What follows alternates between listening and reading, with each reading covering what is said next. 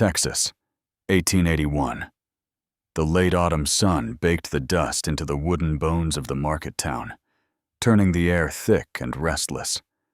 Horses neighed, cattle bawled, and men barked over prices with whiskey breath and worn boots. The last livestock auction of the season was drawing to a close, but a restless crowd still lingered near the corral gate, drawn by something quieter and far more unsettling than the sale of animals. A bay mare stood trembling inside the pen, ribs sharp beneath her hide, her flanks marked with dried blood. Yet it was not the horse that held their attention. Silas Carrigan adjusted his hat against the glare, his broad shoulders casting a long shadow across the packed clay. At 35, he was a man shaped by land and silence, known more to his cattle than to any living soul, and he rarely came to town unless he needed supplies or horses. That morning, he had spotted the mare and circled back as the bidding thinned. His boot heels thudded softly against the hard ground as he approached the pen, his gaze steady and unreadable. That was when he noticed her. A girl no more than 19 stood just behind the corral, her dark hair matted to her face, her dress torn at the hem. Dust clung to her bare feet. She did not speak, did not cry, and her eyes wandered as if following something no one else could see. Beside her stood a man with a bottle in one hand and a rope in the other. The rope was tied not to an animal, but to her wrist. "Got a dumb one here," the drunk hollered, swaying as he raised the bottle. "Came from my first wife, I think. Don't talk, don't hear, neither. But she cleans, cooks, and don't sass." "A cheap!" A few men chuckled darkly. One spat into the dust. Silas turned away. He had not come for this. He wanted the horse and nothing more. But then he felt it. Not a voice, not a cry. Just a glance. He looked back. The girl was watching him. There was no desperation in her face, no pleading in her posture. Only a clear, steady gaze fixed upon him. In that look was something he had not seen in years. Understanding, or perhaps a mirror of his own loneliness. The drunk stumbled closer, thrusting the rope forward. "You got coin," he slurred. "Want the horse? She comes with it.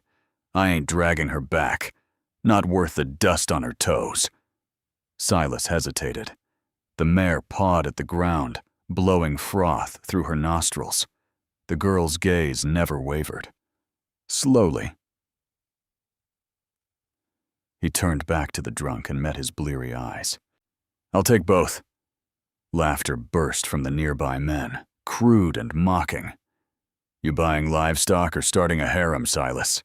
one called out. Silas did not answer. He counted coins into the man's hand. Enough for a horse, not enough for a soul. The drunk yanked the rope toward him, but the girl flinched and stepped instinctively behind Silas. "She's yours now," the man slurred. "Don't say I didn't warn you. Ain't worth feeding." Silas untied the rope and tossed it back. He guided the mare out of the pen, the girl following behind with soft, deliberate steps. She carried nothing but a thin shawl draped over her shoulders. When they reached his wagon, she stopped and waited in silence. He opened the back and motioned for her to climb in. She obeyed, folding herself into the corner like someone used to being invisible. As Silas climbed onto the driver's bench, he felt the faintest tug on his coat. He looked down. Her fingers, small and calloused, brushed his sleeve just once. She did not meet his eyes now. Her gaze rested on the distant hills. Yet in that single touch, he felt something stir. She had not thanked him, had not begged, but in that moment, she had chosen to trust him. Silas Carrigan, a man who spoke more with horses than with men, lived alone on 200 acres of red Texas clay, with fences for company and scars he never named. And now, behind him, sat a girl who could not hear, a girl who might understand more than anyone he had ever known. He snapped the reins. The wagon creaked forward, wheels crunching over the hard road out of town.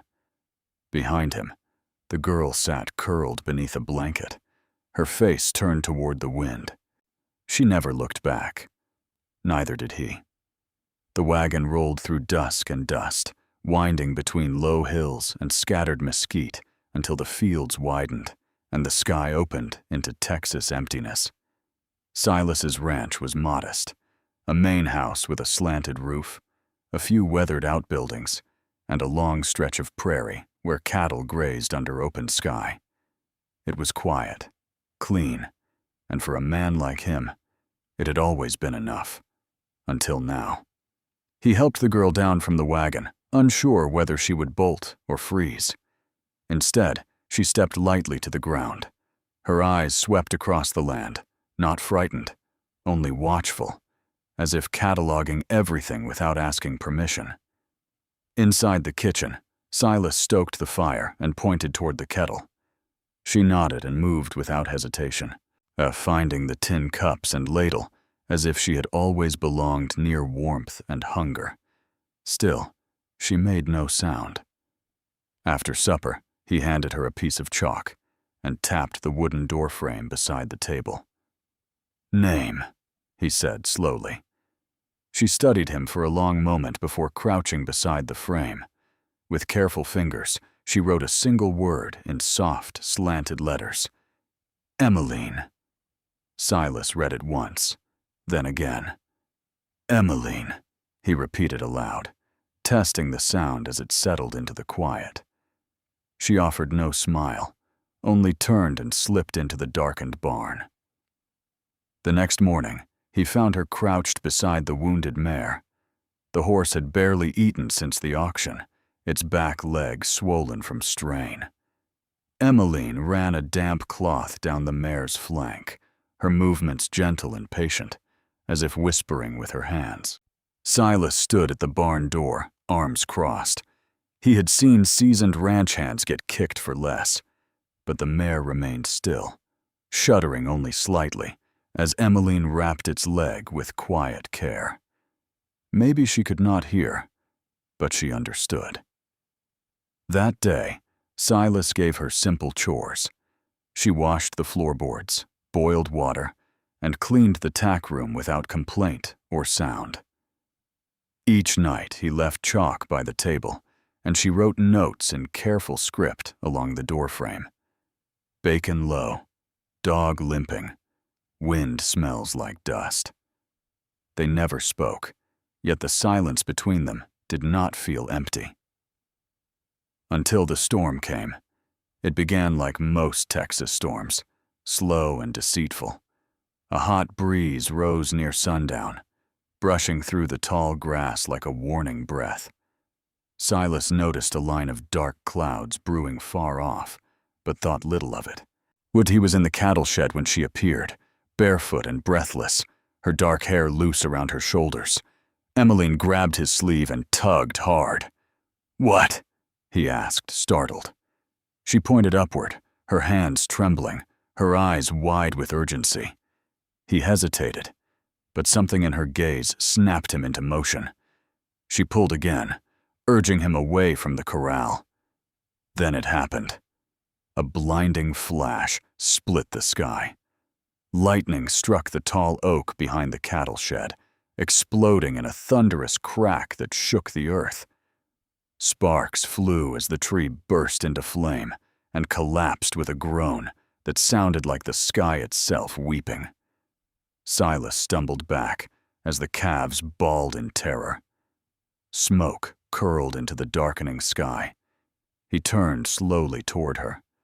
Emeline stood just outside the doorway, her face lit by flickering firelight, and her eyes steady and certain. She had known, not guessed, not sensed after the wind changed. She had known before the thunder ever came. Silas walked toward her, still half in shock. "How did you?" But she only looked at him, silent and sure. and for the first time in years, Silas Carrigan felt something stir deep within his chest, a quiet, unsettling realization that he was no longer alone, and that the girl the world had called deaf might be listening to something far deeper than sound. Since the night of the storm, Silas Carrigan found himself watching Emeline more closely, not with suspicion, but with the quiet curiosity of a man who had lived too long in silence and now faced something he could not explain. She never spoke.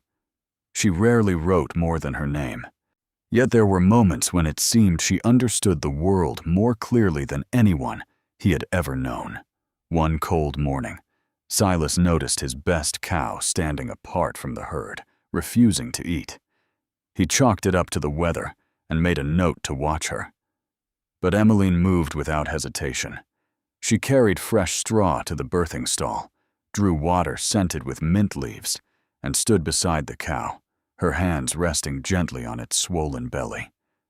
By sunset, the animal went into labor.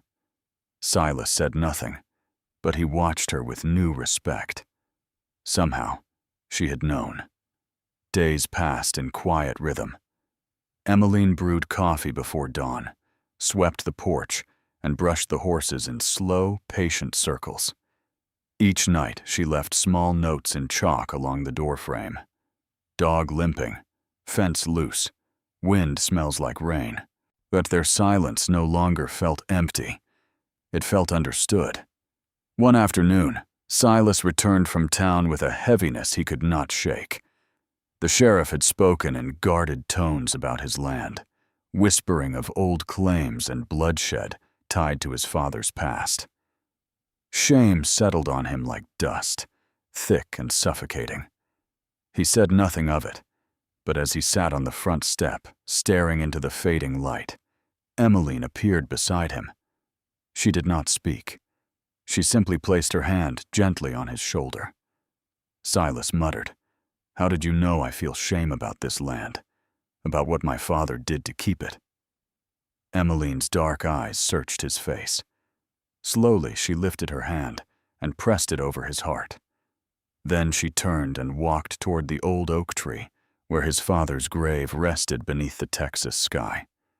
She had never read the stone and never asked a question, yet she knew. That night, Silas woke from a restless dream, his father's voice echoing through smoke and memory.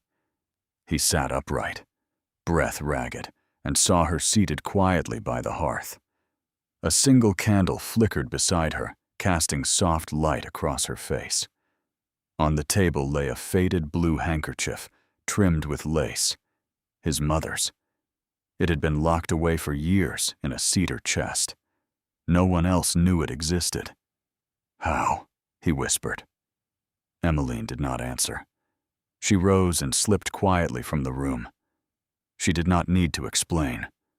She heard what no one else could: pain, grief, and the silent weight of memories too heavy for words. And in her quiet presence, she answered him.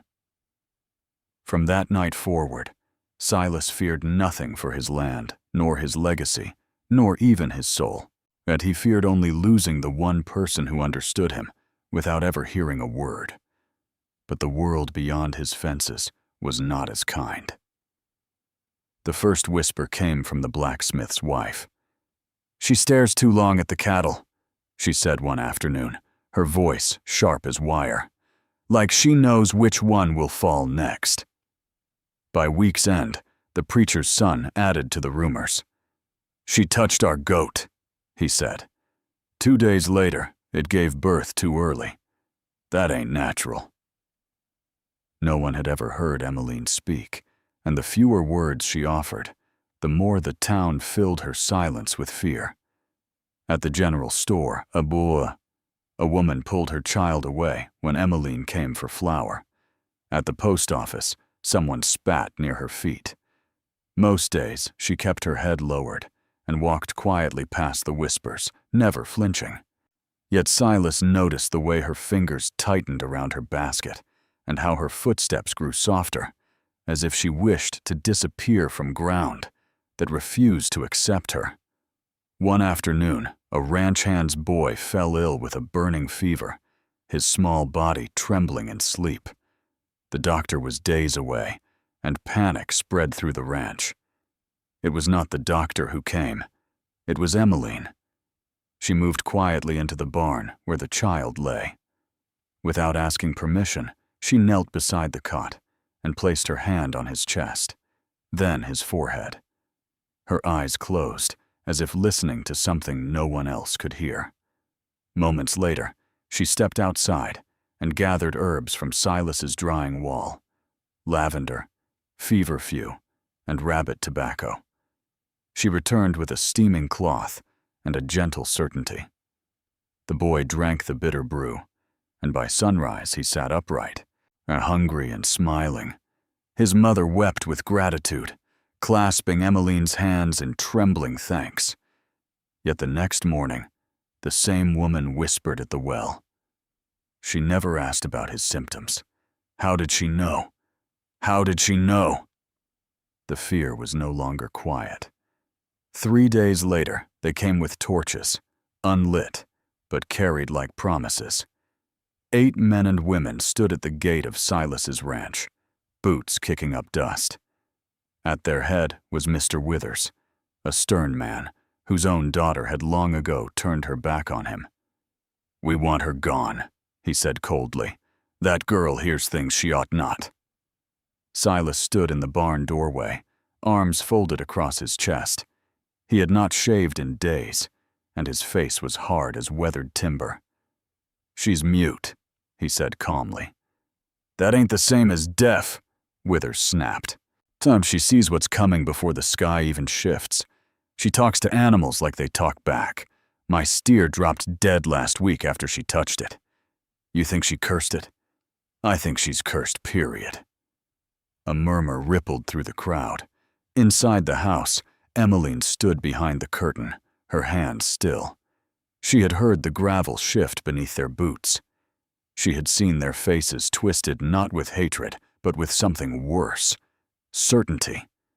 She reached for the door, but Silas raised a hand.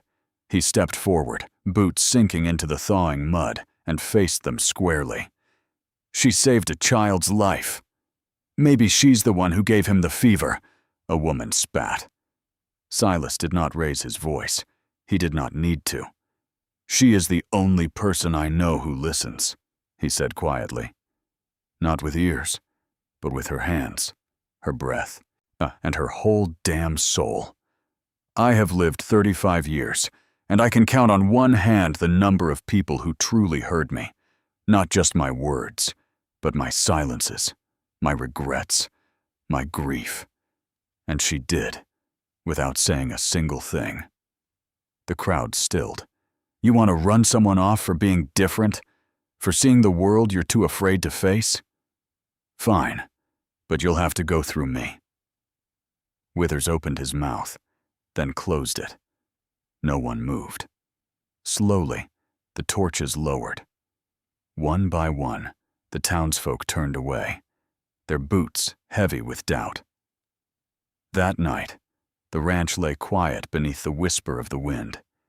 Inside, Emeline placed a pot of warm cider on the fire and moved beside Silas at the table. She did not write, she did not sign. She simply reached out and rested her fingers on his hand. It was not thanks. It was recognition. As Silas turned his palm upward and gently curled his fingers around hers. Together, they sat in the stillness, listening to the crackle of the fire and the hush of the Texas night, as a bond deepened between two souls who had never needed words to understand each other. The first snowfall of December came quietly, drifting down like a soft blanket over all that had burned and broken. Emeline stood by the window of the log kitchen, her slender fingers threading a needle through scraps of wool and leather. She worked with patient care, stitching together pieces from an old coat Silas no longer wore. She was making a cloak for him. She did not need to hear the wind to know the cold was coming. Silas watched her from the barn doorway, leaning against the timber frame. She moved with quiet purpose, every motion deliberate. Since the townsfolk had turned away, and he had chosen to keep her beside him, his world had found a steady rhythm again. She brewed coffee each morning before the sky turned gray, lined the chicken coop with pine needles, and brushed the horses in slow, calming circles. She trained the yearlings with gestures no cowboy had ever thought to try. Animals listened to her as if she spoke their language. The silence around the ranch no longer felt like loneliness. It felt like listening. One late afternoon, Silas rode toward the ridge to check the fences before an approaching storm. The light was fading when his horse startled and reared, throwing him hard onto the frozen ground. Pain exploded through his shoulder and ribs. He staggered to his feet, blood seeping from a gash on his elbow. The sky darkened quickly, and each step toward the ranch sent sharp waves of pain through his body. When he stumbled into the yard at dusk, Emeline burst from the cabin before he could knock.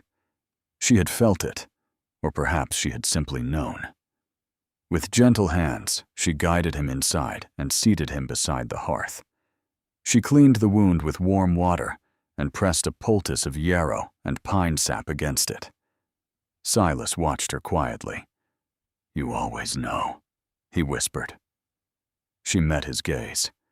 Then, without hesitation, she lifted his hand and pressed her lips softly against the edge of the wound. Silas stilled as the fire crackled, the room holding its breath.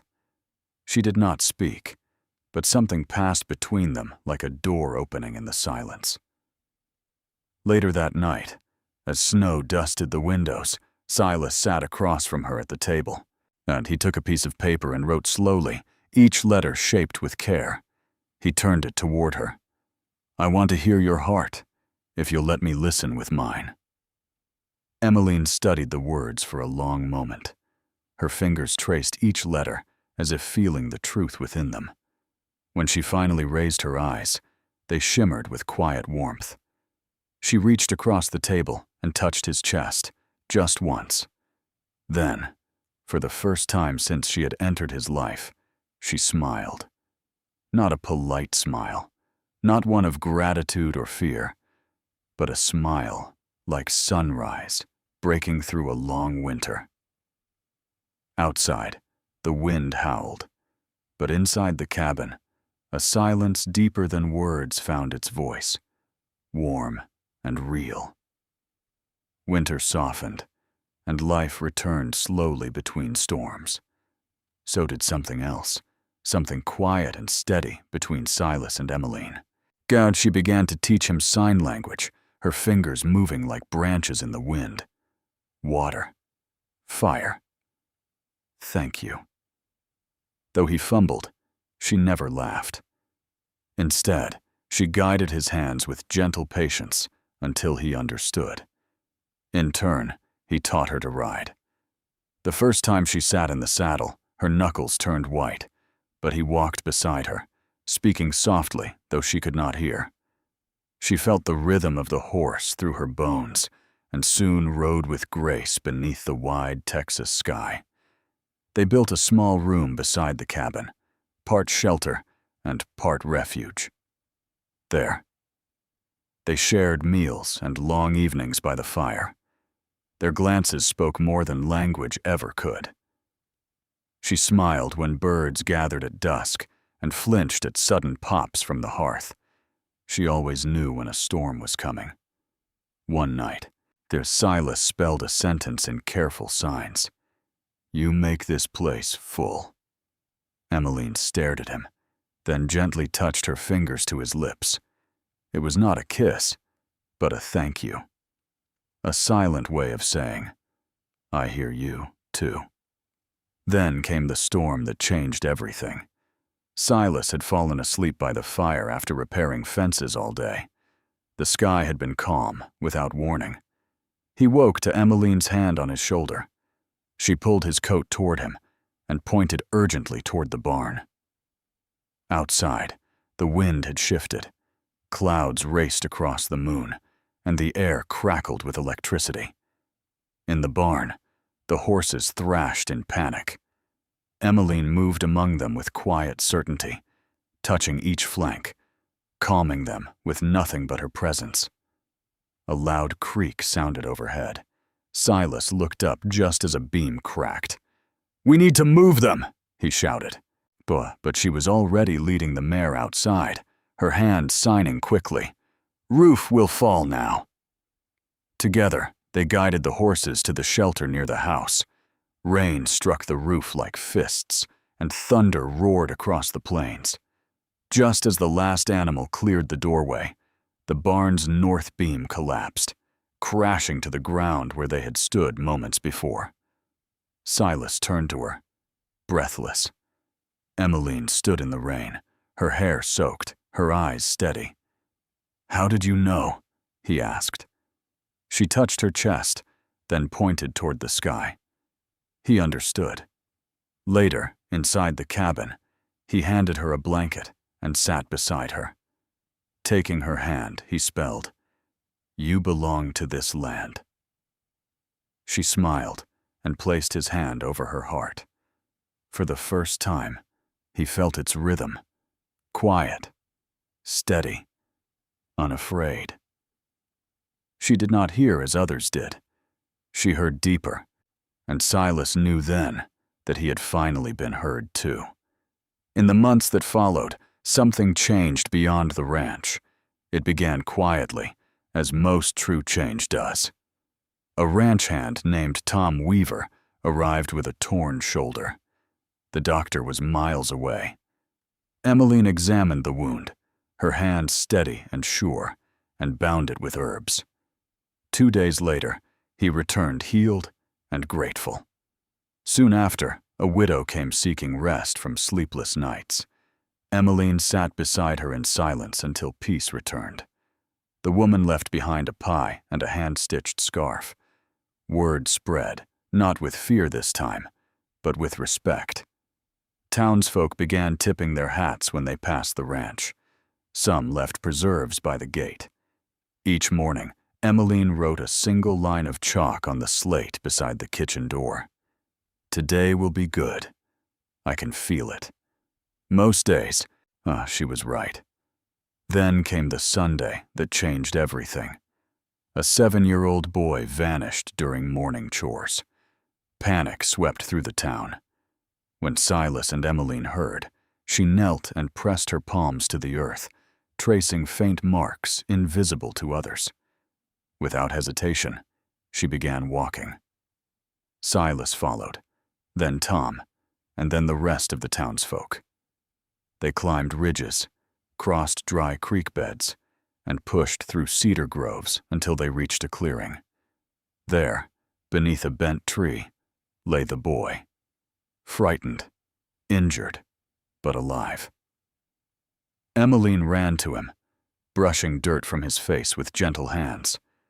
When she looked up at Silas, there was no pride in her eyes, only relief. From that day forward, no one called her strange. They called her what she truly was, the girl who heard with her heart. Years passed, which the ranch stood weathered and wise beneath the endless Texas sky. Silas walked a little slower, and silver threaded Emeline's dark hair. But they counted time, not in years, but in seasons and quiet moments shared between two hands. Children from the town came to learn from her. She taught them to listen, not with ears, but with their whole being. Silas built a bench beneath the cottonwood tree where they sat each evening, watching the sun sink into the hills.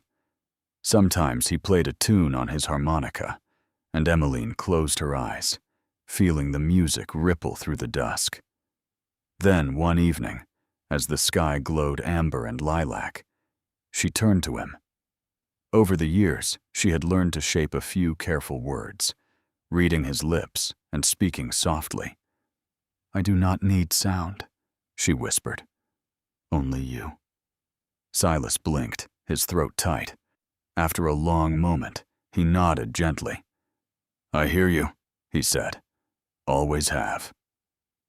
They sat together until the last light faded from the sky. The next morning, Emeline wrote her daily message on the chalkboard beside the front door. Today will be kind. I feel it. No one questioned her anymore. They simply believed. And when the people of the town spoke of the girl who once could not speak or hear, they did not whisper the word witch. They called her the one who listens with her heart. Out on the quiet plains of the American West, where wind and silence speak the same language, a lonely rancher and a girl the world called deaf discovered a bond deeper than sound, a language of hands, of glances, of hearts that knew how to listen. And in that silence, they found love.